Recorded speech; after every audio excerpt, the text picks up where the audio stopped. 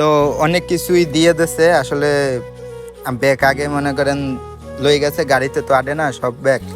আরো বাবুরে নিয়ে চালাইতে আছি, খুবই আস্তে আস্তে চালান লাগতে আছে। তুমি লেদা গেলে তুমি গাড়ি চলে দেখছো, আর আমার মাইয়ায় ঠিক আছে এইটু বয়সে অ্যাপাসিতে ওঠে, ফোরবিতে ওঠে। তুমি চলে দেখছো কও?